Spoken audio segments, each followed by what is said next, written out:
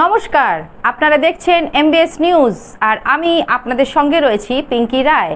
এখন আসছি বিস্তারিত খবরে। পিচ নয়, এবার প্লাস্টিক দিয়ে রাস্তা তৈরি হলো ভাতার বিডিও অফিস চত্বরে, যা দেখতে ভিড় জমাচ্ছে এলাকার মানুষ।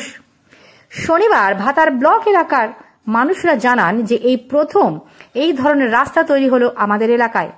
সাধারণত পাকা রাস্তা বলতে সকলে বোঝেন পিচ রাস্তা, কিন্তু প্লাস্টিক দিয়ে যে চকচকের রাস্তা তৈরি করা যায় সেটা দেখা গেল ভাতার ব্লক অফিসের ভিতরে। শুধু রাস্তা নয়, তার সঙ্গে রয়েছে কালার, যা নীল রঙের ঝকঝকে রাস্তা। আর এই রাস্তা দেখে একেবারে জান জুড়িয়ে যাওয়ার মতন অবস্থা। তবে এই রাস্তা কতটা টেকসই হবে, নানান প্রশ্ন উঠেছে সাধারণ মানুষের মধ্যে।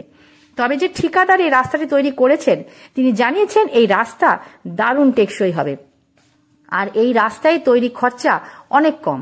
এর সঙ্গে কিছু মানুষ সমালোচনা করছেন এরকম রাস্তা আমাদের এলাকায় নেই। এই কালার রাস্তা দেখে আমাদের দারুণ ভালো লাগছে। নিজস্ব সংবাদদাতা, এমবিএস নিউজ। এটা প্লাস্টিক দিয়ে তৈরি হয়েছে, খুবই ভালো লাগছে দেখতে। কি কালার এসেছে? এটা নীল কালার এসেছে। এর আগে কি আপনি কখনো দেখেছিলেন? এর আগে কোথাও দেখি নাই। যদি এরকম রাস্তা সমস্ত গ্রামে গ্রামে হয় বা সমস্ত পাকা রাস্তাগুলো এরকম প্লাস্টিক হয়, অনেকদিন টেকসই হবে, জলে ঝড়ে কোনো নষ্ট হবে না, সাধারণ মানুষেরও উপকার হবে। প্রথম দেখলাম, ভাতারে সবাই এই প্রথম নিয়ে দেখলো।